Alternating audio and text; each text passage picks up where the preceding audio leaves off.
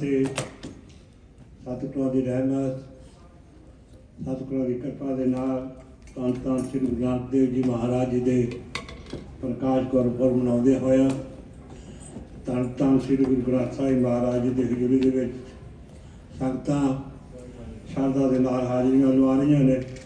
आप सारे संगतां नूं गुरपुरब दी लख लख वधाई है। आप नूं दो तीन बेनतियां करनियां ने। जो BC दे विच तूफान फ्लड आए ने, आप सारिਆਂ ਨੂੰ पता है किस तरह की महामारी हुई है। इंसान किन्ने भी चंगे प्रबंध कर लवे लेकिन कुदरत मूरे किसी का जोर नहीं होंदा। सो उसके संबंध में बाहर सेवादार फंड इकट्ठा कर रहे हैं। वो सारा फंड इकट्ठा करके BC दे विच जो सेवा संस्थावां सेवा कर रही ने उन्होंने पहुँचाया जाएगा। सो आप बेनती है आप जिन्हें भी वो सेवा पा सको वो फंड के हिस्सा पाना। दूसरी बेनती है जो थले जाने वास्ते आप दो गेट ने आप हुण वरतने ने थले जाने वास्ते जो इधरला गेट इधरला गेट लंगर में जा सकते हैं। तीसरी बेनती है जो लंगर थले वरताया जाता सी हुण टेक आउट लंगर शुरू किया गया है। तो आप सारे ने सहयोग देना। जिते जिते भी आप सेवा कर सकते हो सेवा करनी। आपका धन्यवाद। सत्कारयोग भाई सुरेंद्र सिंह जी के जथे का धन्यवाद है।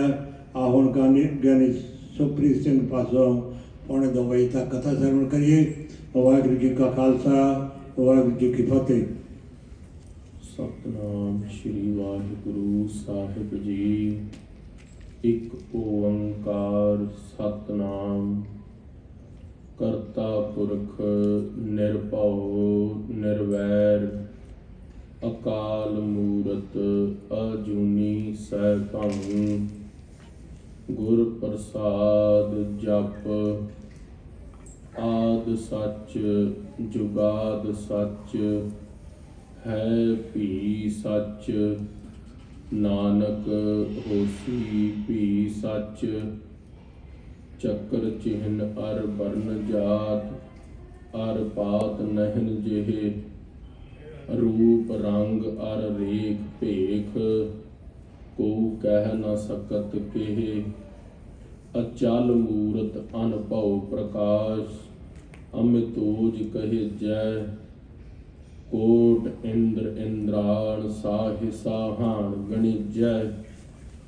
त्रिभवन महीप सुर नर असुर नेत नेत बण तृण कहत त्वै सर्व नाम कथै कवन करम नाम वर्णत सुमत एक मन पुरख ध्याए बरदाता संत सहार सदा बखियाता तास चरण लै हृदय बसावो तौ परम गुरु नानक गुण गावो गावो गुण परम गुरु सुख सागर दुर्त निवारण शब्द सरे गावह गंभीर धीर मत सागर जोगी जंगम ध्यान तरे गावह इंद्राद भगत प्रहलादक आत्म रस जिन जानियो कब कल सुजस गावो गुरु नानक राज जोग जिन माणियो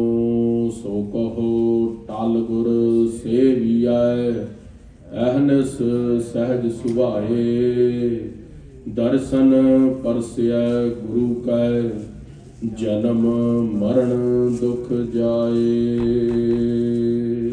सतनाम श्री वाहिगुरु साहिब जी। सोरठ महला पहला घर पहला मन हाली किरसानी करनी सरम पानी तन खेत नाम बीज संतोख सुहागा रख गरीबी वेस। वाहिगुरु जी का खालसा वाहिगुरु जी की फतेह।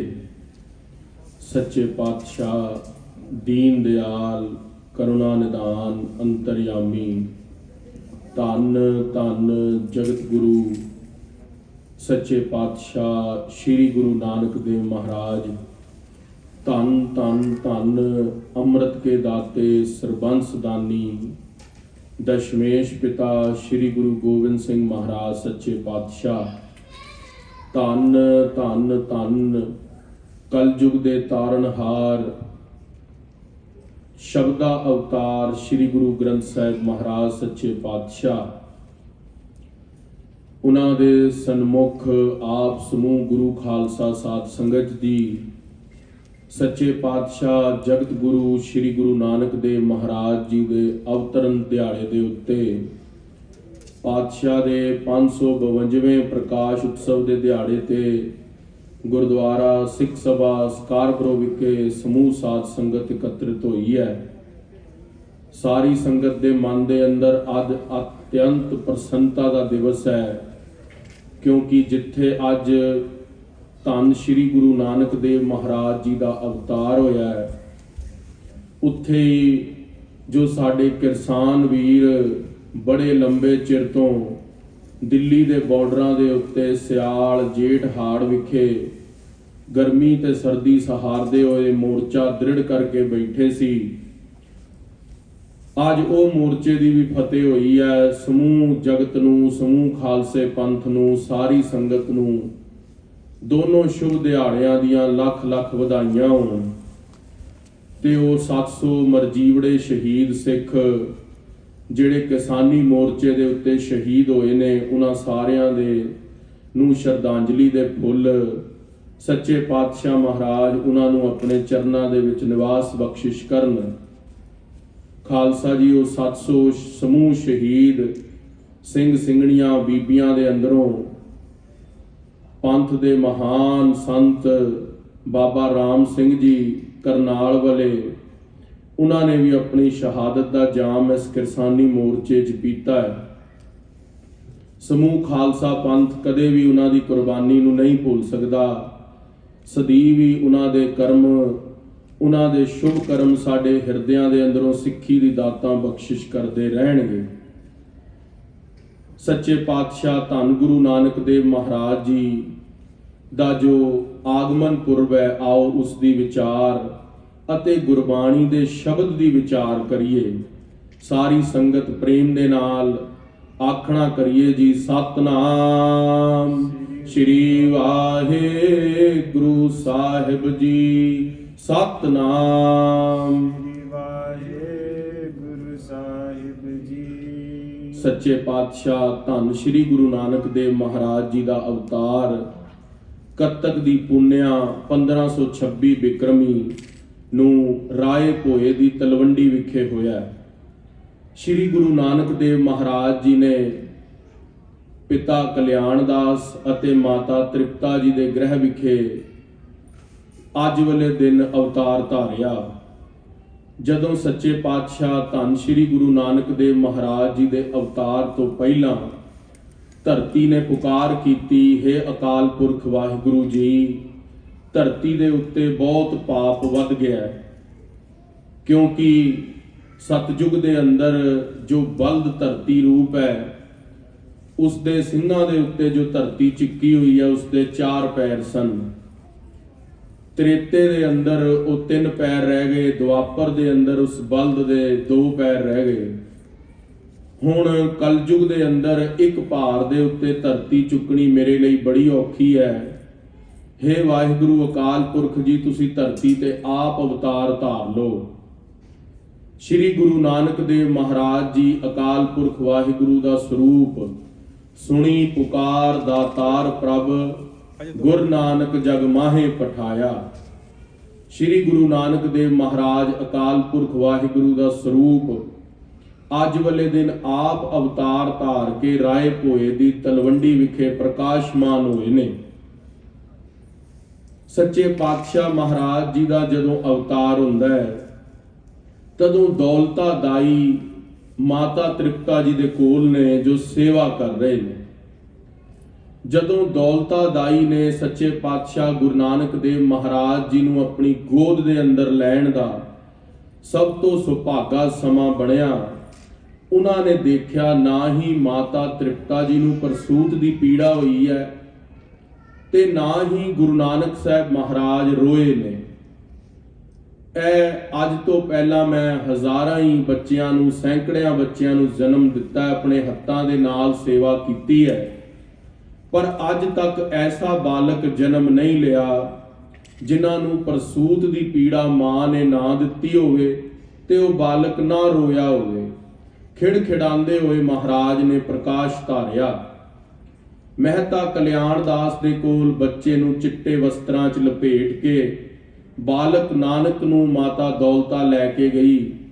ਪਿਤਾ ਕਲਿਆਣ ਦਾਸ ਜੀ ਨੇ ਉਹਨਾਂ ਦੀ ਝੋਲੀ ਹੀਰੇ ਜਵਾਹਰਾਤ ਤੇ ਧਨ ਨਾਲ ਭਰ ਦਿੱਤੀ, ਕਿਉਂਕਿ ਗੁਰੂ ਨਾਨਕ ਸਾਹਿਬ ਮਹਾਰਾਜ ਜੀ ਦੇ ਘਰ ਵਿਖੇ ਉਹਨਾਂ ਦੀ ਵੱਡੀ ਭੈਣ ਸਤਿਕਾਰਯੋਗ ਬੇਬੇ ਨਾਨਕੀ ਜੀ ਸਨ। ਉਹਨਾਂ ਤੋਂ ਬਾਅਦ ਹੁਣ ਪਾਤਸ਼ਾਹ ਦਾ ਪ੍ਰਕਾਸ਼ ਹੋਇਆ ਸੀ, ਗੁਰੂ ਨਾਨਕ ਦੇਵ ਮਹਾਰਾਜ ਦਾ। ਜਦੋਂ ਸੱਚੇ ਪਾਤਸ਼ਾਹ ਮਹਾਰਾਜ ਜੀ ਦਾ ਪ੍ਰਕਾਸ਼ ਹੋਇਆ, ਮਹਿਤਾ ਕਲਿਆਣ ਦਾਸ ਜੀ ਨੇ ਸਾਰੇ ਹੀ ਨਗਰ ਦੇ ਅੰਦਰ, ਸਾਰੇ ਹੀ ਰਾਏ ਭੋਏ ਦੀ ਤਲਵੰਡੀ ਦੇ ਅੰਦਰ ਮਠਿਆਈਆਂ ਵਰਤਵਾਈਆਂ।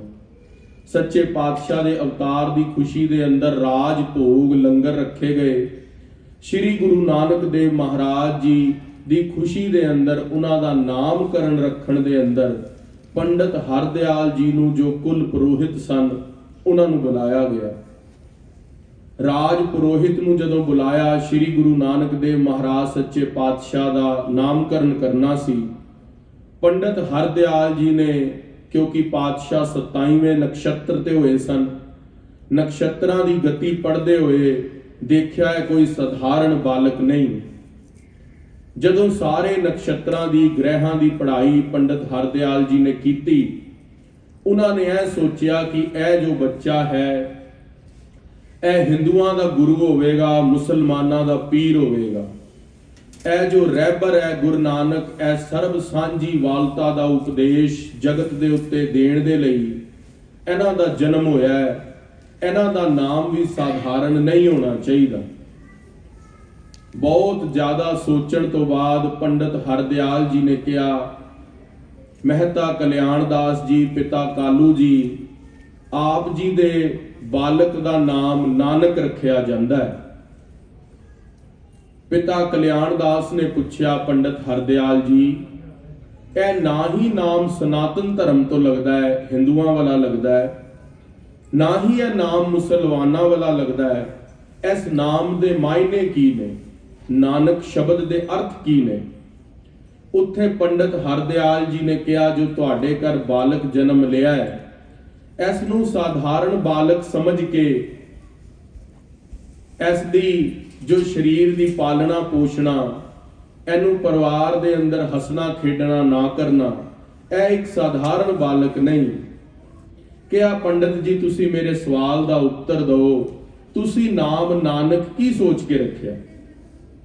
ਸੱਚੇ ਪਾਤਸ਼ਾਹ ਸ੍ਰੀ ਗੁਰੂ ਨਾਨਕ ਦੇਵ ਮਹਾਰਾਜ ਜੀ ਦਾ ਨਾਮ, ਉਹ ਕਹਿੰਦੇ ਇਸ ਨਾਮ ਦੇ ਮਾਇਨੇ ਨੇ ਨਾ ਅਨੇਕ, ਜੋ ਅਨੇਕਤਾ ਦੀ ਗੱਲ ਨਾ ਕਰੇ, ਇੱਕ ਦੀ ਗੱਲ ਕਰੇ। ਨਾ ਅਨੇਕ, ਨਾਨਕ, ਜੋ ਕੇਵਲ ਤੇ ਕੇਵਲ ਇੱਕ ਦੀ ਗੱਲ ਕਰੇਗਾ ਉਹਦਾ ਨਾਮ ਹੋਏਗਾ ਨਾਨਕ। ਤੇ ਇਸ ਸ਼ਬਦ ਦੇ ਦੂਸਰੇ ਮਾਇਨੇ ਨਾ ਅੱਕ। ਅੱਕ ਕਹਿੰਦੇ ਆ ਅਸੀਂ ਜਦੋਂ ਕਿਸੇ ਚੀਜ਼ ਤੋਂ ਅਸੀਂ ਅੱਕ ਜੰਨੇ ਆ, ਦੁਖੀ ਹੋ ਜੰਨੇ ਆ। ਕਹਿੰਦੇ ਜੋ ਵੀ ਗੁਰੂ ਨਾਨਕ ਦੇ ਦਰਸ਼ਨ ਕਰੇਗਾ, ਗੁਰੂ ਨਾਨਕ ਦੇ ਬੋਲ ਸੁਣੇਗਾ, ਉਹ ਕਦੇ ਵੀ ਅੱਕੇਗਾ ਨਹੀਂ, ਉਸ ਨੂੰ ਸੁਖ ਦੀ ਪ੍ਰਾਪਤੀ ਹੋਵੇਗੀ। ਭਾਵ ਅਰਥ ਕੀ ਸੀਗਾ? ਜੋ ਵੀ ਗੁਰੂ ਬਾਬਾ ਜੀ ਦੀ ਬਾਣੀ ਪੜ੍ਹੇਗਾ, ਗੁਰੂ ਬਾਬਾ ਜੀ ਦੇ ਦਰਸ਼ਨ ਕਰੇਗਾ, ਜਗਤ ਗੁਰੂ ਧੰਨ ਗੁਰੂ ਨਾਨਕ ਦੇਵ ਮਹਾਰਾਜ ਦੇ ਚਰਨ ਪਰਸੇਗਾ, ਉਸ ਨੂੰ ਕਦੇ ਵੀ ਦੁੱਖ ਨਹੀਂ ਹੋਵੇਗਾ।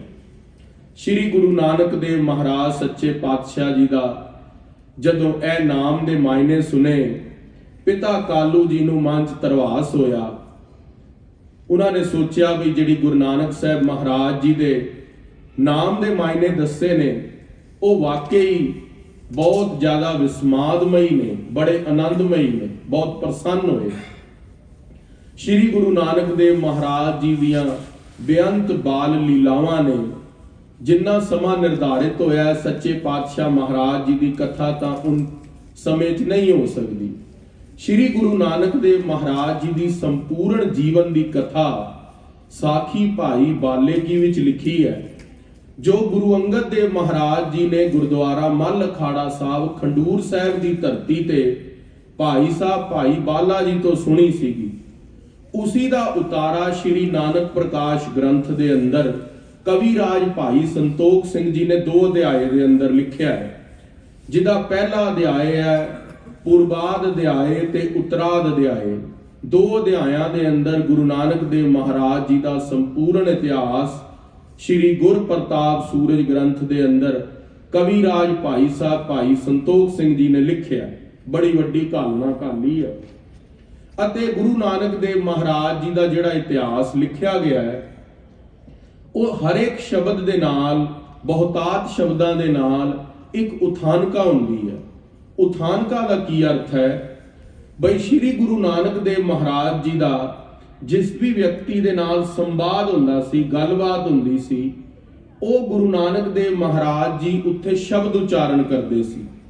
ਜਿੱਦਾਂ ਸਿੱਧਾ ਨੇ ਕਿਹਾ, ਮਹਾਰਾਜ ਸੁਮੇਰ ਪਰਬਤ ਤੇ ਜਦੋਂ ਵਿਚਾਰ ਹੋਈ ਤੇ ਮਹਾਰਾਜ ਨੇ ਉੱਥੇ ਜਪਜੀ ਸਾਹਿਬ ਦੀ ਬਾਣੀ ਦੇ ਨਾਲ ਉਹਨਾਂ ਦੇ ਨਾਲ ਸੰਵਾਦ ਕੀਤਾ, ਵਾਰਤਾਲਾਪ ਕੀਤੀ। ਜਦੋਂ ਉਹਦੀ ਜਿਹੜੀ ਸਾਖੀ ਸੁਣਾਈ ਜਾਂਦੀ ਹੈ ਵੀ ਉਹ ਵਾਰਤਾਲਾਪ ਕਿੱਥੇ ਹੋਈ, ਕਿਉਂ ਹੋਈ, ਉਸ ਨੂੰ ਕਹਿੰਦੇ ਨੇ ਉਥਾਨਕਾ। ਜੋ ਸਟੋਰੀ ਗੁਰੂ ਨਾਨਕ ਸਾਹਿਬ ਮਹਾਰਾਜ ਜੀ ਦੀ ਉਸਦੇ ਪ੍ਰਥਾਏ, ਸ਼ਬਦ ਦੇ ਪ੍ਰਥਾਏ ਜੁੜੀ ਹੋਈ ਹੈ, ਸਾਖੀ ਜੁੜੀ ਹੋਈ ਹੈ, ਉਸ ਨੂੰ ਉਥਾਨਕਾ ਕਹਿੰਦੇ ਨੇ।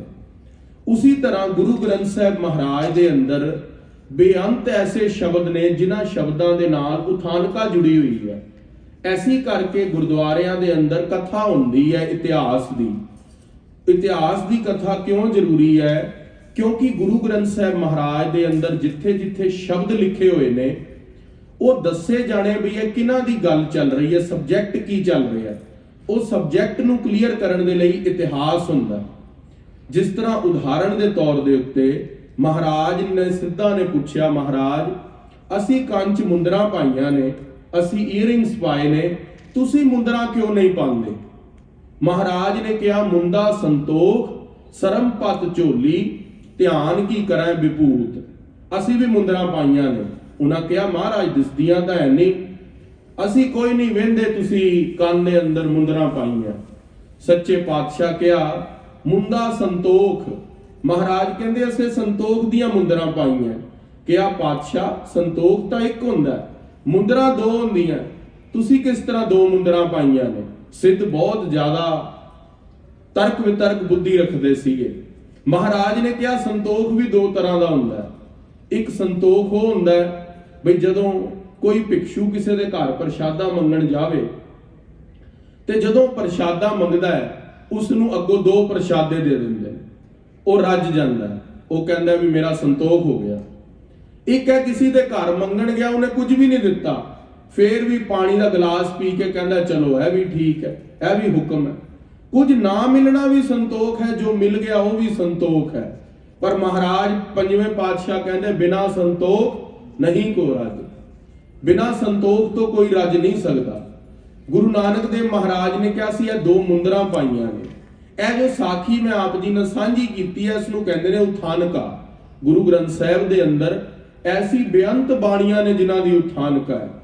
ਦੱਖਣੀ ਓੰਕਾਰ ਦੀ ਉਥਾਨਕਾ ਹੈ, ਸਿੱਧ ਗੋਸ਼ਟ ਦੀ ਉਥਾਨਕਾ ਹੈ, ਰਾਮਕਲੀ ਕੀ ਵਾਰ ਦੀ ਉਥਾਨਕਾ ਹੈ, ਵਾਰਾਂ ਤੇ ਵਧੇਕ ਦੀ ਉਥਾਨਕਾ ਹੈ, ਸ਼ਲੋਕ ਸੰਸਕ੍ਰਿਤੀ ਦੀ ਉਥਾਨਕਾ ਹੈ, ਸੁਖਮਨੀ ਸਾਹਿਬ ਦੀ ਉਥਾਨਕਾ ਹੈ। ਹਰ ਇੱਕ ਸ਼ਬਦ ਦੇ ਨਾਲ, ਹਰ ਇੱਕ ਬਾਣੀ ਦੇ ਨਾਲ ਇੱਕ ਕਥਾ ਜੁੜੀ ਹੋਈ ਹੈ। ਤਾਂ ਹੀ ਇਤਿਹਾਸ ਪੜ੍ਹਾਇਆ ਜਾਂਦਾ ਹੈ। ਬਈ ਗੁਰੂ ਗ੍ਰੰਥ ਸਾਹਿਬ ਦੀ ਬਾਣੀ ਸਮਝਣ ਦੇ ਲਈ ਉਹ ਉਥਾਨਕਾ ਜੇ ਪੜ੍ਹੀ ਹੋਵੇਗੀ ਤਾਂ ਹੋਰ ਸ਼ਬਦ ਦੇ ਅੰਦਰ ਮਨ ਗੂੜਾ ਹੋਵੇਗਾ।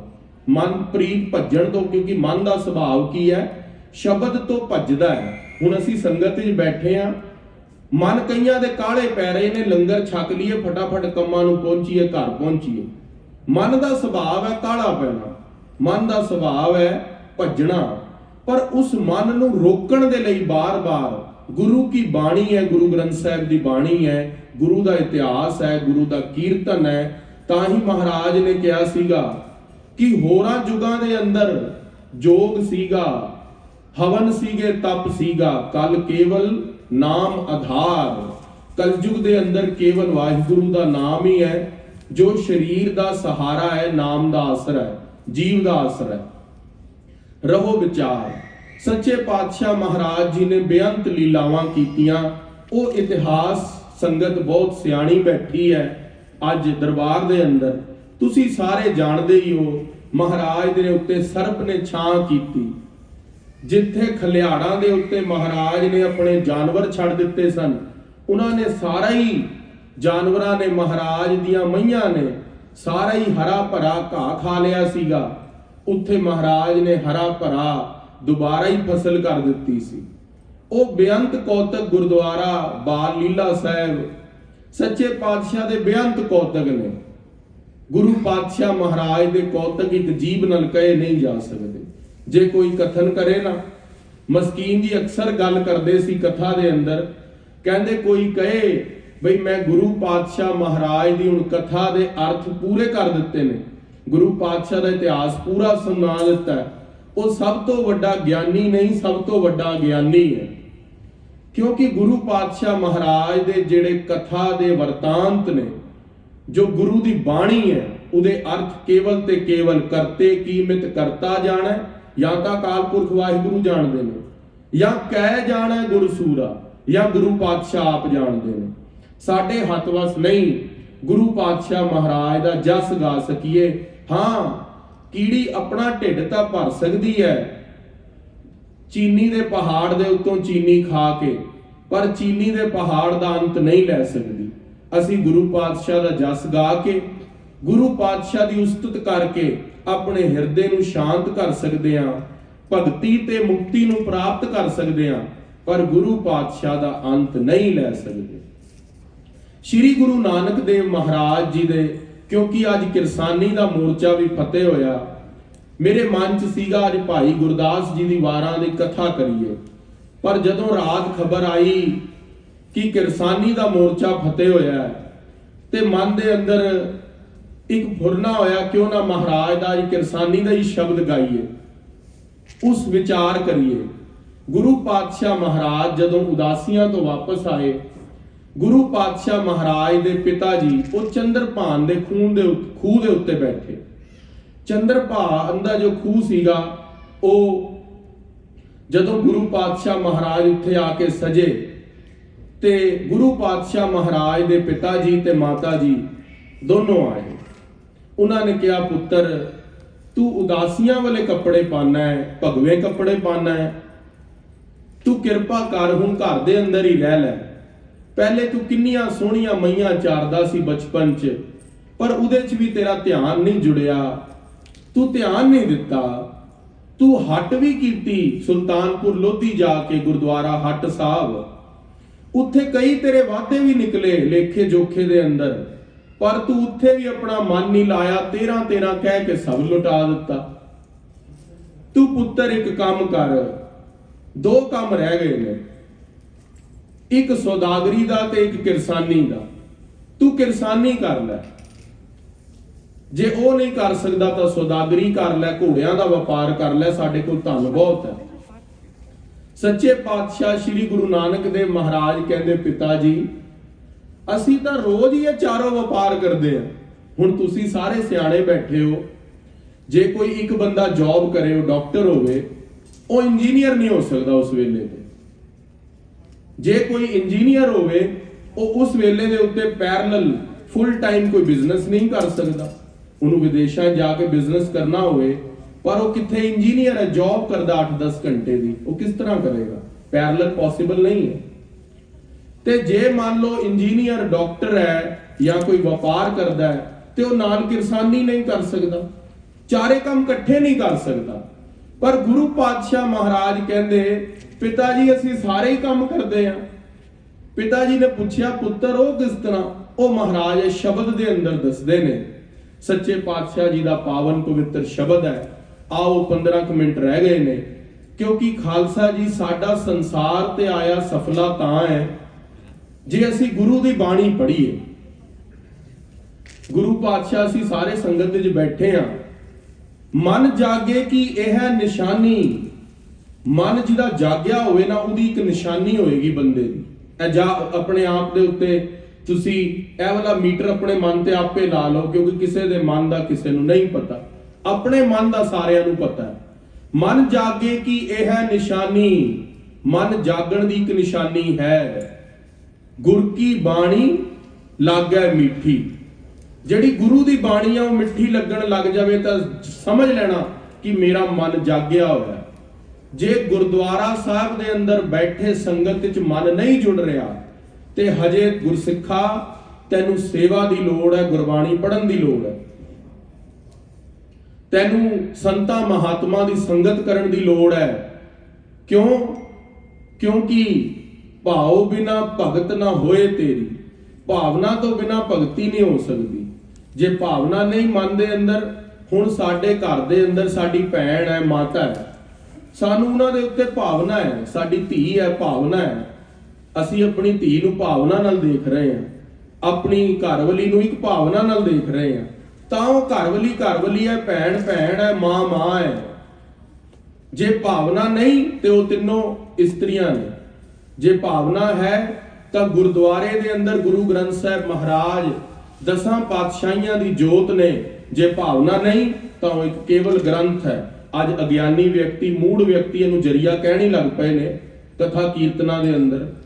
ਗੁਰੂ ਪਾਤਸ਼ਾਹ ਮਹਾਰਾਜ ਦੀ ਬਾਣੀ ਅਕਾਲ ਪੁਰਖ ਵਾਹਿਗੁਰੂ ਦਾ ਪ੍ਰਤੱਖ ਸਰੂਪ ਹੈ। ਗੁਰੂ ਬਾਬਾ ਜੀ ਕਹਿੰਦੇ ਧੁਰ ਕੀ ਬਾਣੀ ਆਈ ਤਿਨ ਸਗਲੀ ਚਿੰਤ ਮਠਾਈ।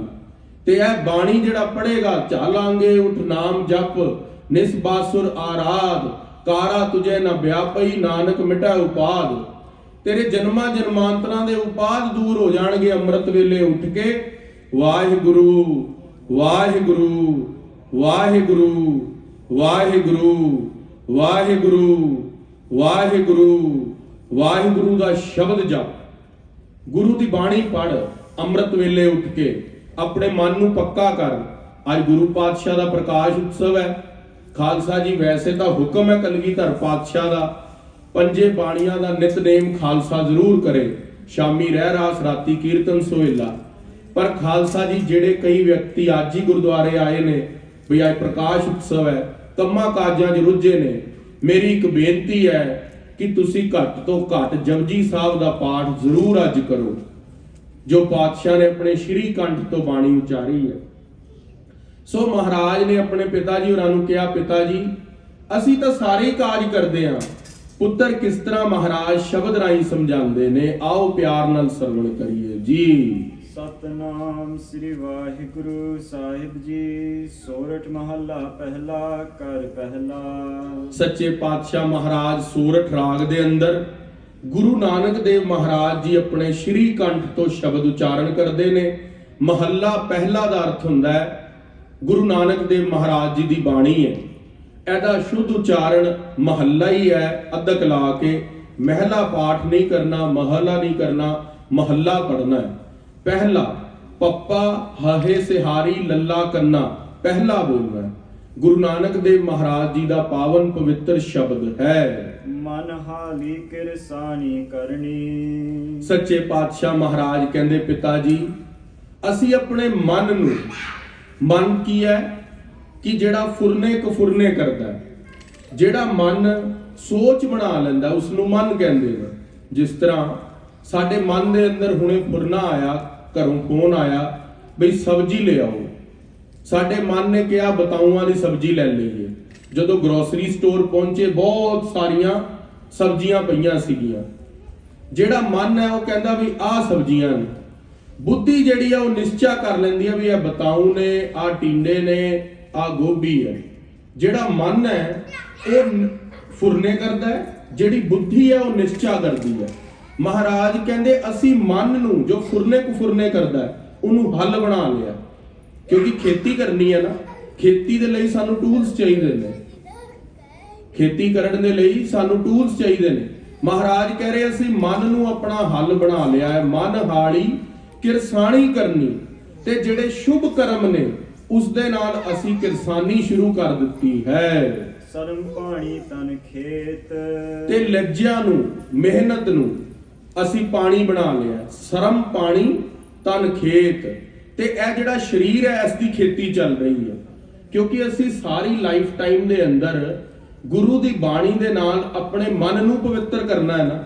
ਤੇ ਮਹਾਰਾਜ ਕਹਿ ਰਹੇ ਨੇ ਮਨ ਨੂੰ ਹੱਲ ਬਣਾ ਲਿਆ, ਕਿਰਸਾਣੀ ਕਰਨੀ, ਮਨ ਹਾਲੀ ਕਿਰਸਾਣੀ ਕਰਨੀ। ਮਹਾਰਾਜ ਨੇ ਸਰਮ ਪਾਣੀ, ਜਿਹੜੀ ਮਿਹਨਤ ਦਾ ਪਾਣੀ, ਸਰੀਰ ਦੇ ਅੰਦਰ ਮਿਹਨਤ ਕਰਨ ਲੱਗ ਪਏ ਨੇ, ਉਹ ਵਾਲਾ ਪਾਣੀ ਪਾਇਆ।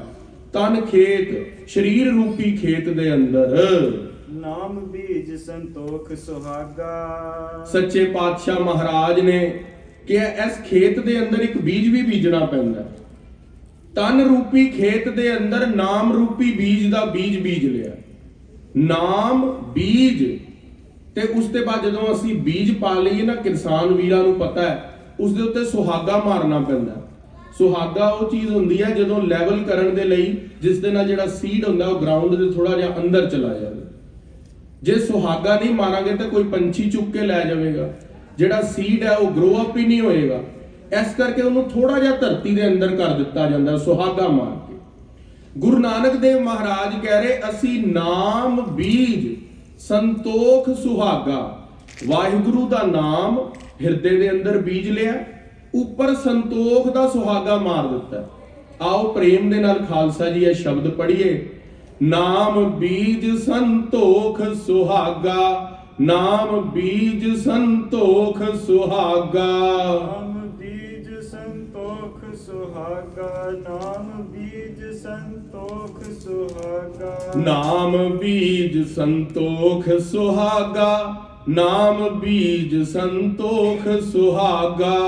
ਨਾਮ ਬੀਜ ਸੰਤੋਖ ਸੁਹਾਗਾ, ਨਾਮ ਬੀਜ ਸੰਤੋਖ ਸੁਹਾਗਾ। ਵਾਹਿਗੁਰੂ ਵਾਹਿਗੁਰੂ ਵਾਹਿਗੁਰੂ ਜੀ, ਵਾਹਿਗੁਰੂ ਵਾਹਿਗੁਰੂ ਵਾਹਿਗੁਰੂ ਜੀ। ਵਾਹਿਗੁਰੂ ਵਾਹਿਗੁਰੂ ਵਾਹਿਗੁਰੂ ਜੀ, ਵਾਹਿਗੁਰੂ ਵਾਹਿਗੁਰੂ ਵਾਹਿਗੁਰੂ ਜੀ। ਸੰਗਤ ਜੀ ਸਾਰੇ ਰਲ ਕੇ ਪੜ੍ਹੀਏ। ਗੁਰੂ ਬਾਬਾ ਜੀ ਦਾ ਪ੍ਰਕਾਸ਼ ਉਤਸਵ ਹੈ।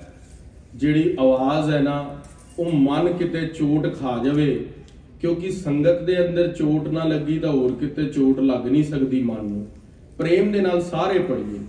ਵਾਹਿਗੁਰੂ ਵਾਹਿਗੁਰੂ ਵਾਹਿਗੁਰੂ ਜੀ, ਵਾਹਿਗੁਰੂ ਵਾਹਿਗੁਰੂ ਵਾਹਿਗੁਰੂ ਜੀ। ਵਾਹਿਗੁਰੂ ਵਾਹਿਗੁਰੂ ਵਾਹਿਗੁਰੂ ਜੀ, ਵਾਹਿਗੁਰੂ ਵਾਹਿਗੁਰੂ ਵਾਹਿਗੁਰੂ ਜੀ। ਨਾਮ ਬੀਜ ਸੰਤੋਖ ਸੁਹਾਗਾ, ਨਾਮ ਬੀਜ ਸੰਤੋਖ ਸੁਹਾਗਾ। ਨਾਮ ਬੀਜ ਸੰਤੋਖ ਸੁਹਾਗਾ, ਨਾਮ ਬੀਜ ਸੰਤੋਖ ਸੁਹਾਗਾ। ਰੱਖ ਗਰੀਬੀ ਵੇਸ, ਰੱਖ ਗਰੀਬੀ ਵੇਸ। ਰੱਖ ਗਰੀਬੀ ਵੇਸ, ਰੱਖ ਗਰੀਬੀ ਵੇਸ। ਸੱਚੇ ਪਾਤਸ਼ਾਹ ਕਹਿੰਦੇ, ਅਸੀਂ ਇਸ ਤਨ ਦੇ ਅੰਦਰ ਨਾਮ ਦਾ ਸ਼ਬਦ ਬੀਜਿਆ, ਉੱਪਰ ਸੰਤੋਖ ਦਾ ਸੁਹਾਗਾ ਮਾਰਿਆ ਹੈ। ਰੱਖ ਗਰੀਬੀ ਵੇਸ। ਸੱਚੇ ਪਾਤਸ਼ਾਹ ਮਹਾਰਾਜ ਕਹਿੰਦੇ, ਬਾਹਰੋਂ ਗਰੀਬਾਂ ਵਾਲਾ ਵੇਸ਼ ਰੱਖਿਆ। ਇੱਥੇ ਗਰੀਬੀ ਦਾ ਅਰਥ ਕੱਪੜੇ ਫਾਟੇ ਪਾਣਾ ਨਹੀਂ, ਜੁੱਤੀ ਟੁੱਟੀ ਪਾਣਾ ਨਹੀਂ। ਖਾਲਸਾ ਜੀ, ਇੱਥੇ ਗਰੀਬੀ ਦਾ ਅਰਥ ਹੈ ਮਨ ਨੀਵਾਂ ਰੱਖਣਾ, ਨਿਵੈ ਸੋ ਗੌਰਾ ਹੋਏ। ਖਾਲਸਾ ਜੀ, ਜੋ ਨਿਵ ਕੇ ਰਹਿੰਦਾ ਹੈ ਉਹਨੂੰ ਗੁਰੂ ਪਾਤਸ਼ਾਹ ਮਹਾਰਾਜ ਬਖਸ਼ਿਸ਼ਾਂ ਬਹੁਤ ਕਰ ਦਿੰਦੇ ਆ। ਅੱਜ ਦੀ ਨਹੀਂ, ਸਤਜੁਗ ਤੋਂ ਚੱਲਿਆ ਆ ਰਿਹਾ। ਜਿਹੜਾ ਨਿਵ ਕੇ ਰਹਿੰਦਾ ਸੰਗਤ ਦੇ ਅੰਦਰ, ਉਹਨੂੰ ਬੜੀ ਬਖਸ਼ਿਸ਼ਾਂ ਪ੍ਰਾਪਤ ਹੁੰਦੀਆਂ ਨੇ। ਭਾਈ ਗੜੀਆ ਗੁਰੂ ਹਰਗੋਬਿੰਦ ਸਾਹਿਬ ਦੇ ਸਿੱਖ ਸੀਗੇ। ਉਹ ਗੁਰੂ ਨਾਨਕ ਦੇਵ ਮਹਾਰਾਜ ਦਾ ਪ੍ਰਕਾਸ਼ ਉਤਸਵ ਮਨਾਉਣ ਦੇ ਲਈ ਕਸ਼ਮੀਰ ਭੇਜਿਆ ਮਹਾਰਾਜ ਨੇ। ਜੇਬ ਦੇ ਅੰਦਰ 1 ਰੁਪਈਆ, 1 ਰਜਤਪਣ ਵੀ ਨਹੀਂ, ਪਰ ਪ੍ਰਕਾਸ਼ ਉਤਸਵ ਮਨਾਉਣ ਦੇ ਲਈ ਭੇਜਿਆ। ਕੋਈ ਸਰੀਰ ਦੇ ਉੱਤੇ ਇੱਕੋ ਜਾਮਾ ਪਾ ਕੇ, ਪੈਰ ਜੁੱਤੀ ਪਾ ਕੇ ਪੈਦਲ ਟੁਰ ਪਏ, ਗੁਰੂ ਤੇ ਵਿਸ਼ਵਾਸ। ਜਦੋਂ ਭਾਈ ਗੜੀਆ ਜੀ ਪਹੁੰਚਦੇ ਲਾਹੌਰ ਦੀ ਧਰਤੀ ਤੇ ਪਹੁੰਚੇ, ਅੱਗੋਂ ਉੱਥੇ ਸਾਈਂ ਮੀਆਂ ਦੌਲਾ ਜੀ ਹੁੰਦੇ ਸੀ। ਸਾਈਂ ਮੀਆਂ ਦੌਲਾ ਜੀ ਆਏ ਗਏ ਸਾਧੂ ਮਹਾਤਮਾ ਦੀ ਬਹੁਤ ਸੇਵਾ ਕਰਦੇ ਸਨ, ਇਸਲਾਮ ਧਰਮ ਦੇ ਸਨ, ਬੜੇ ਨੇਕ ਇਨਸਾਨ ਸਨ। ਭਾਈ ਗੜੀਆ ਜੀ ਨੇ ਜਦੋਂ ਉੱਥੇ ਰਾਤ ਰੁਕੇ ਤੇ ਉਹਨਾਂ ਨੇ ਕਿਹਾ, ਭਾਈ ਗੜੀਆ ਜੀ ਕਿੱਥੇ ਜਾ ਰਹੇ ਹੋ? ਕਿਹਾ, ਅਸੀਂ ਗੁਰੂ ਨਾਨਕ ਦੇਵ ਮਹਾਰਾਜ ਦਾ ਗੁਰਪੁਰਬ ਮਨਾਉਣ ਲਈ ਕਸ਼ਮੀਰ ਜਾ ਰਹੇ ਹਾਂ। ਰੱਖ ਗਰੀਬੀ ਵੇਸ। ਕਿਹਾ, ਪਰ ਗੁਰਪੁਰਬ ਮਨਾਉਣ ਦੇ ਲਈ ਤਾਂ ਧਨ ਚਾਹੀਦਾ ਹੁੰਦਾ, ਆਪ ਜੀ ਕੋਲ ਲੱਗਦਾ ਨਹੀਂ ਧਨ ਹੈ। ਕਿਹਾ, ਗੁਰੂ ਪਾਤਸ਼ਾਹ ਆਪੇ ਭੇਜਣਗੇ, ਵਿਸ਼ਵਾਸ ਸੀ ਗੁਰੂ ਤੇ। ਤੇ ਸਵੇਰੇ ਇਜਾਜ਼ਤ ਮੰਗੀ, ਪ੍ਰਸ਼ਾਦਾ ਛਕ ਕੇ ਜਾਣ ਲੱਗੇ। ਤੇ ਭਾਈ ਮੀਆਂ ਦੌਲਾ ਜੀ, ਸਾਈਂ ਮੀਆਂ ਦੌਲਾ ਜੀ ਥੋੜਾ ਜਿਹਾ ਅੱਗੇ ਕਰਨ ਚਲੇ ਗਏ, ਜਿਵੇਂ ਅਸੀਂ ਗੈਸਟ ਨੂੰ ਬਾਹਰ ਤੱਕ ਛੱਡਣ ਚਲੇ ਜਾਂਦੇ ਆ ਘਰ ਦੇ। ਤੇ ਜਦੋਂ ਛੱਡਣ ਗਏ ਤੇ ਭਾਈ ਸਾਹਿਬ ਦੇ ਪੈਰਾਂ ਦੇ ਨਾਲ ਜੁੱਤੀ ਤੋਂ ਰੇਤ ਉੜੇ ਤੇ ਪਿੰਜਣੀਆਂ ਤੇ ਲੱਗੇ ਆ ਕੇ। ਜਦੋਂ ਪਿੰਜਣੀਆਂ ਤੇ ਰੇਤ ਲੱਗੇ ਦੇਖਿਆ ਜੁੱਤੀ ਵੀ ਟੁੱਟੀ ਪਈ, ਮਨ ਦੇ ਅੰਦਰ ਸ਼ੰਕਾ ਆ ਗਈ ਕਿ ਇਹਦਾ ਗੁਰੂ ਪਤਾ ਨਹੀਂ ਕਿਸ ਤਰ੍ਹਾਂ ਦਾ ਹੈ। ਗੁਰੂ ਨਾਨਕ ਦੇਵ ਜੀ ਦਾ ਗੁਰਪੁਰਬ ਮਨਾਉਣ ਲਈ ਭੇਜ ਲਿਆ ਤੇ ਸਿੱਖ ਨੂੰ ਧੇਲਾ ਵੀ ਨਹੀਂ ਦਿੱਤਾ। ਭਾਈ ਗੜੀਆ ਜੀ ਬ੍ਰਹਮ ਗਿਆਨੀ ਸਿੱਖ ਸੀਗੇ, 21 ਜਪਜੀ ਸਾਹਿਬ ਰੋਜ਼ ਕਰਨੇ, 5 ਸੁਖਮਨੀ ਸਾਹਿਬ ਦੇ ਪਾਠ ਕਰਨੇ, ਪਰ ਰੱਖ ਗਰੀਬੀ ਵੇਸ ਬਚਨ ਕਮਾਏ ਸੀਗੇ। ਭਾਈ ਗੜੀਆ ਜੀ ਨੇ ਮਨ ਦਾ ਫੁਰਨਾ ਜਾਣ ਲਿਆ, ਕਿਉਂਕਿ ਜਿਹੜਾ ਸਾਧੂ ਹੁੰਦਾ ਹੈ ਨਾ, ਉਹ ਮਨ ਦੀ ਬਿਰਤੀ ਨੂੰ ਪਕੜ ਲੈਂਦਾ, ਮਨ ਕਾਬੂ ਕਰ ਲੈਂਦਾ। ਜਦੋਂ ਉਹਨਾਂ ਨੇ ਫੁਰਨਾ ਜਾਣ ਲਿਆ, ਉਹਨਾਂ ਨੇ ਸਾਈਂ ਮੀਆਂ ਦੌਲਾ ਜੀ ਨੂੰ ਕਿਹਾ, ਸਾਈਂ ਜੀ ਤੁਸੀਂ ਵਾਪਸ ਮੁੜ ਜਾਓ। ਕਿਹਾ ਨਹੀਂ, ਮੈਂ ਤੁਹਾਨੂੰ ਅੱਗੇ ਕਰਕੇ ਆਉਣਾ। ਕਿਹਾ ਸਾਨੂੰ ਗੜ ਆ ਗਿਆ, ਪਿਸ਼ਾਬ ਆ ਗਿਆ, ਵਿੱਚ ਕਰਨਾ ਪੈਣਾ। ਉਹ ਕਹਿੰਦੇ ਮੈਂ ਤੁਹਾਡੇ ਹੱਥ ਪਵਿੱਤਰ ਕਰਾ ਦਿੰਨਾ, ਤੁਸੀਂ ਕਰ ਲਓ। ਜਦੋਂ ਪਿਸ਼ਾਬ ਕਰਨ ਗਏ, ਜਿੱਥੇ ਜਿੱਥੇ ਪਿਸ਼ਾਬ ਕੀਤਾ ਉਹ ਸਾਰੀ ਧਰਤੀ ਸੋਨੇ ਦੀ ਹੋ ਗਈ। ਉਹਨੇ ਭਾਈ ਗੜੀਆ ਜੀ ਉੱਠ ਕੇ ਆਏ, ਹੱਥ ਧੋਏ ਤੇ ਸਾਈਂ ਮੀਆਂ ਦੌਲਾ ਦੇਖ ਕੇ ਹੈਰਾਨ। ਉਹ ਕਹਿੰਦਾ ਜਿਸ ਦੀ ਬਿੱਖ ਦੇ ਅੰਦਰ ਧਰਤੀ ਸੋਨੇ ਦੀ ਬਣ ਗਈ, ਉਹਦੇ ਅੰਦਰ ਕਿੰਨੀ ਕਰਾਮਾਤ ਹੋਵੇਗੀ। ਤਾਂ ਹੀ ਗੁਰੂ ਨੇ ਇਹਨੂੰ ਧਨ ਨਹੀਂ ਦੇ ਕੇ ਘੱਲਿਆ, ਤਾਂ ਆਪ ਸਾਰੀ ਧਰਤੀ ਦਾ ਮਾਲਕ ਹੈ। ਬਸਤਾ ਟੁੱਟੀ ਝੋਂਪੜੀ ਚੀਰ ਸਭ ਛਿੰਨਾ, ਜਾਤ ਨਾ ਪਾਤ ਨਾ ਆਦਰੋ ਉਦਿਆਨ ਪਰਮਿੰਨਾ। ਮਿੱਤਰ ਨਾ ਇਠ ਧਨ ਰੂਪਹੀਨ ਕਿਛ ਸਾਕ ਨਾ ਸਿੰਨਾ, ਰਾਜਾ ਸਗਲੀ ਸ੍ਰਿਸ਼ਟ ਕਾ ਹਰ ਨਾਮ ਮਨ ਭਿੰਨਾ। ਉਹ ਤੇ ਸਾਰੀ ਸ੍ਰਿਸ਼ਟੀ ਦਾ ਰਾਜਾ, ਜਿਸ ਦੇ ਹਿਰਦੇ ਦੇ ਅੰਦਰ ਵਾਹਿਗੁਰੂ ਦਾ ਨਾਮ ਵਸ ਗਿਆ। ਤਿਸ ਕੀ ਧੂੜ ਮਨ ਉਧਰੇ ਪ੍ਰਭ ਹੋਏ ਸੁਪ੍ਰਸੰਨਾ। ਉਹਦੀ ਧੂੜ ਦੇ ਨਾਲ ਤੇ ਕਰੋੜਾਂ ਹੀ ਲੋਕ ਉਧਰ ਜਾਂਦੇ ਨੇ। ਸੋ ਭਾਈ ਗੜੀਆ ਜੀ ਤੋਂ ਭਾਈ ਮੀਆਂ ਸਾਈਂ ਦੌਲਾ ਜੀ ਨੇ ਮਾਫੀ ਮੰਗੀ। ਕਿਹਾ ਮੈਂ ਤੇ ਤੁਹਾਨੂੰ ਸਧਾਰਨ ਵਿਅਕਤੀ ਸਮਝ ਬੈਠਾ, ਕਿਹਾ ਤੁਸੀਂ ਕਰਾਮਾਤ ਜਣਾਈ ਕਿਉਂ ਨਹੀਂ? ਕਹਿੰਦੇ ਗੁਰੂ ਘਰ ਦੇ ਅੰਦਰ ਕਰਾਮਾਤ ਜਨਾਣੀ ਠੀਕ ਨਹੀਂ, ਪਰ ਤੁਹਾਡੇ ਫੁਰਨਾ ਸੱਚ ਕਰਨ ਦੇ ਲਈ ਅਸੀਂ ਉਨੀ ਧਰਤੀ ਸੋਨੇ ਦੀ ਕਰ ਦਿੱਤੀ ਜਿੱਥੇ ਅਸੀਂ ਬਿੱਖ ਕੀਤੀ ਹੈ। ਸੋ ਖਾਲਸਾ ਜੀ, ਗੁਰੂ ਦੇ ਐਸੇ ਕਰਾਮਾਤੀ ਸਿੰਘ ਵੀ ਹੋਏ ਨੇ। ਅੱਜ ਕਹਿੰਦੇ ਨੇ ਨਾ ਕਰਾਮਾਤ ਨਹੀਂ ਗੁਰੂ ਘਰ ਦੇ ਅੰਦਰ। ਖਾਲਸਾ ਜੀ, ਇਹ ਕਰਾਮਾਤ ਹੀ ਤਾਂ ਹੈ। ਜਿਹੜੇ ਪੁਰਾਤਨ ਸਿੰਘ ਸ਼ਹੀਦੀਆਂ ਦਿੰਦੇ ਸੀ ਇੱਕ ਜੋਤ ਜਲਾਉਣ ਦੇ ਲਈ ਰੋਜ਼, ਅੱਜ 700 ਸਿੰਘਾਂ ਨੇ ਸ਼ਹੀਦੀ ਦਿੱਤੀ। ਅੱਜ ਉਹਨਾਂ ਨੂੰ ਵੀ ਝੁਕਣਾ ਪੈ ਗਿਆ ਜਿਹੜੇ ਕਿਸੇ ਦੇ ਅੱਗੇ ਨਹੀਂ ਝੁਕੇ ਸੀਗੇ। ਇਹ ਗੁਰੂ ਪਾਤਸ਼ਾਹ ਦੀ ਬਖਸ਼ਿਸ਼ਾਂ ਹੀ ਨੇ, ਗੁਰੂ ਪਾਤਸ਼ਾਹ ਦਾ ਪ੍ਰਤਾਪ ਹੈ। ਸੋ ਰੱਖ ਗਰੀਬੀ ਵੇਸ। ਗੁਰੂ ਦਾ ਜਿਹੜਾ ਸਿੱਖ ਹੋਵੇ ਉਹ ਮਨ ਦੇ ਅੰਦਰ ਗਰੀਬੀ ਧਾਰ ਕੇ ਰੱਖੇ। ਪਾਉ ਕਰਮ ਕਰ ਜਮਸੀ। ਤੇ ਮਹਾਰਾਜ ਕਹਿੰਦੇ ਵੀ ਜਿਹੜਾ ਇਹ ਬੀਜ ਹੈ ਉਹ ਕਿਸ ਤਰ੍ਹਾਂ ਜੰਮਦਾ ਹੈ? ਭਾਵਨਾ ਹਿਰਦੇ 'ਚ ਰੱਖ ਕੇ। ਪਾਉ ਕਰਮ ਕਰ ਜਮਸੀ, ਸੇ ਕਰ ਭਾਗਠ ਦੇਖ।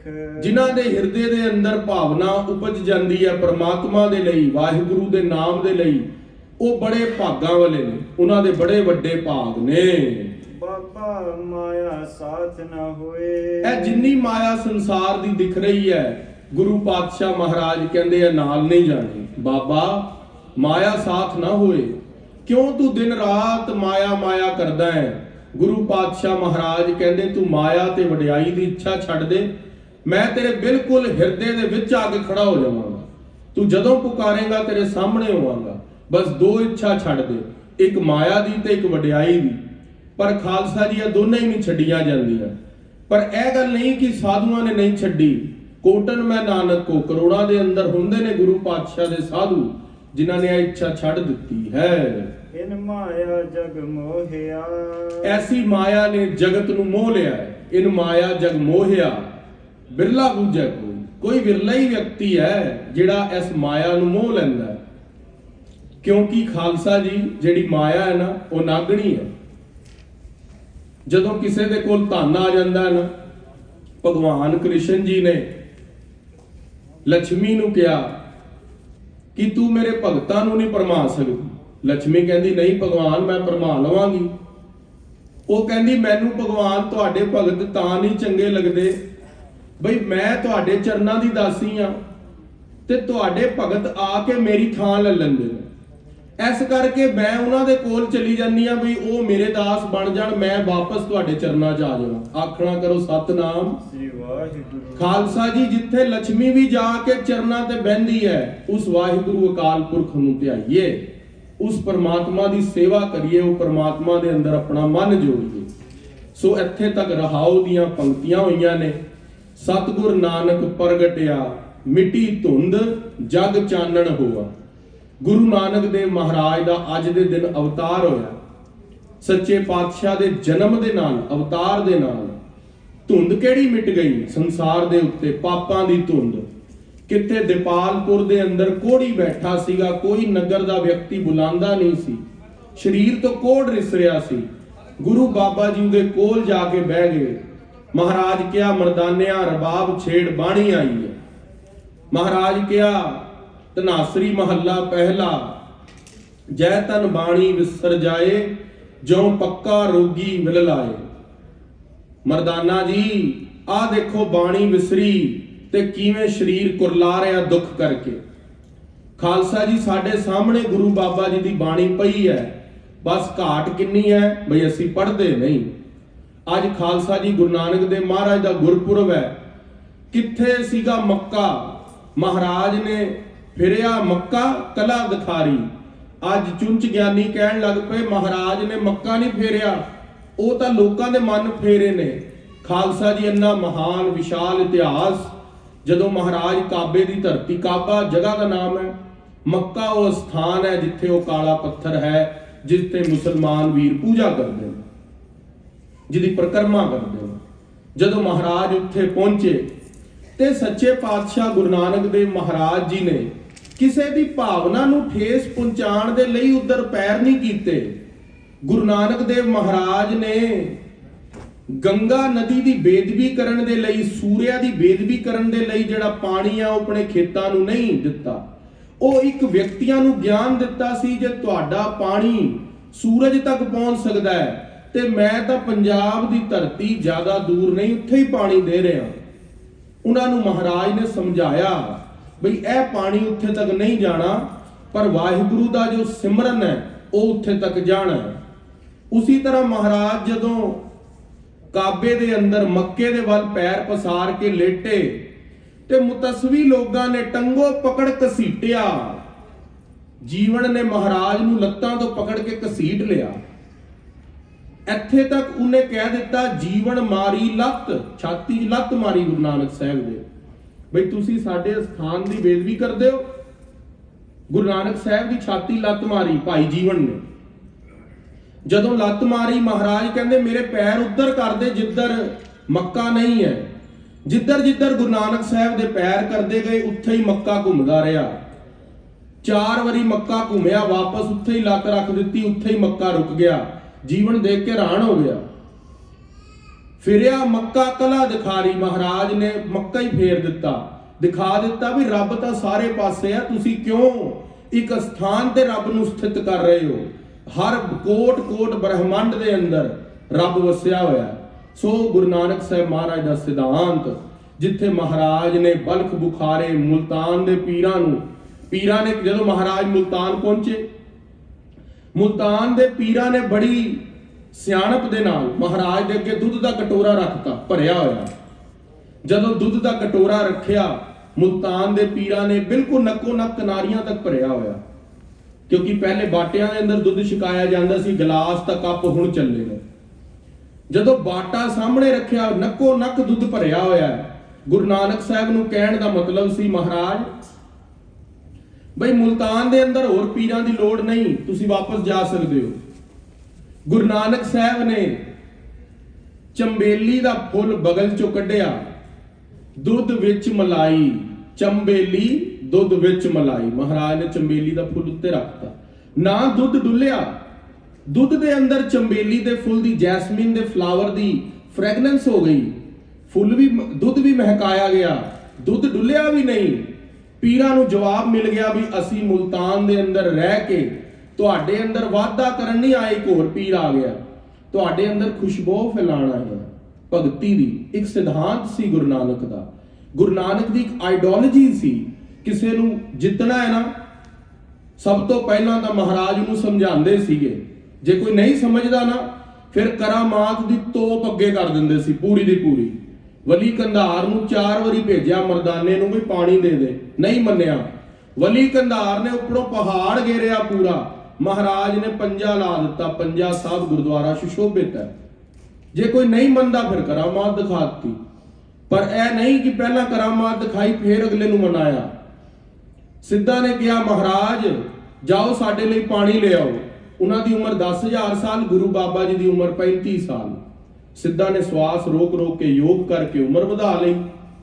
ਗੁਰੂ ਬਾਬਾ ਜੀ ਮਹਾਰਾਜ ਭੋਲੇ ਭਾਏ ਉਹਨਾਂ ਦਾ ਕਮੰਡਲ ਲਿਆ, ਜਲ ਲੈਣ ਚਲੇ ਗਏ। ਜਦੋਂ ਜਲ ਲੈਣ ਪਹੁੰਚੇ ਦੇਖਿਆ ਹੀਰੇ ਜਵਾਹਰਾਤ ਭਰੇ ਪਏ ਨੇ। ਗੁਰੂ ਪਾਤਸ਼ਾਹ ਮਹਾਰਾਜ ਕਹਿੰਦੇ ਪਾਣੀ ਲੈਣ ਘੱਲਿਆ, ਸਾਨੂੰ ਭੇਜਿਆ ਪਾਣੀ ਲੈਣ ਦੇ ਲਈ, ਪਰ ਅੱਗੇ ਹੀਰੇ ਜਵਾਹਰਾਤ। ਮਹਾਰਾਜ ਭੋਲੇ ਭਾਏ ਵਾਪਸ ਆ ਗਏ। ਜਦੋਂ ਵਾਪਸ ਆਏ ਤੇ ਸਿੱਧਾ ਨੇ ਕਿਹਾ ਵੀ ਹੀਰੇ ਜਵਾਹਰਾਤ ਲੈ ਕੇ ਨਹੀਂ ਆਇਆ ਨਾਨਕ। ਅਸੀਂ ਸੋਚਿਆ ਧਰਤੀ ਤੋਂ ਆਇਆ ਹੈ, ਹਿਮਾਲਿਆ ਪਰਬਤਾਂ ਤੇ ਹੀਰੇ ਦੇਖ ਕੇ ਚੌਂਕ ਜਾਏਗਾ, ਹੀਰੇ ਦੇਖ ਕੇ ਲੁੱਟ ਪਵੇਗਾ, ਪਰ ਇਹ ਤੇ ਖਾਲੀ ਆ ਗਿਆ। ਮਹਾਰਾਜ ਕਹਿੰਦੇ ਪਾਣੀ ਠੌੜ ਨਹੀਂ ਉਸ ਤਾਲਾ, ਉੱਥੇ ਪਾਣੀ ਹੈ ਹੀ ਨਹੀਂ। ਉਹ ਕਿਹਾ ਮਹਾਰਾਜ ਤੁਸੀਂ ਹੀਰੇ ਲੈ ਆਂਦੇ। ਮਹਾਰਾਜ ਕਹਿੰਦੇ ਠੀਕੜੀਆਂ ਦਾ ਇਕੱਠਾ ਕਰਨਾ ਦਾ ਕੀ ਹੋਇਆ, ਉਹੀ ਤਾਂ ਛੱਡ ਕੇ ਆਏ ਆ ਥੱਲੇ ਧਰਤੀ ਤੇ।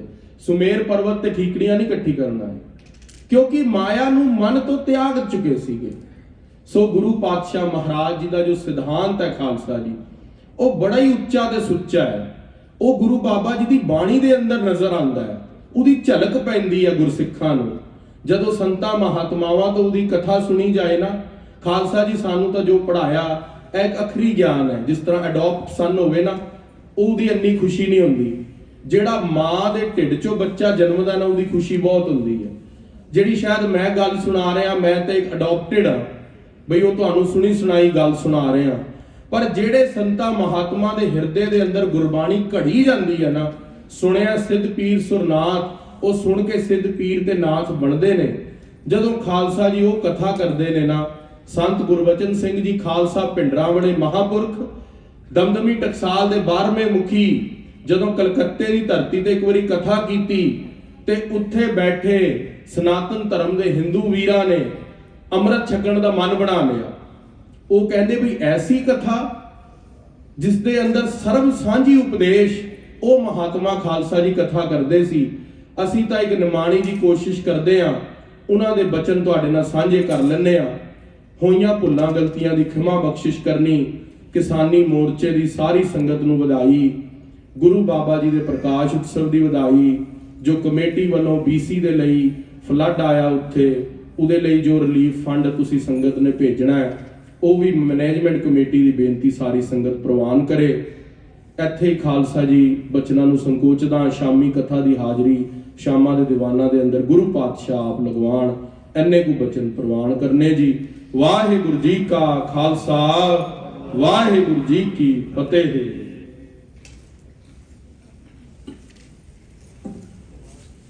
ਵਾਹਿਗੁਰੂ ਜੀ ਕਾ ਖਾਲਸਾ, ਵਾਹਿਗੁਰੂ ਜੀ ਕੀ ਫਤਿਹ।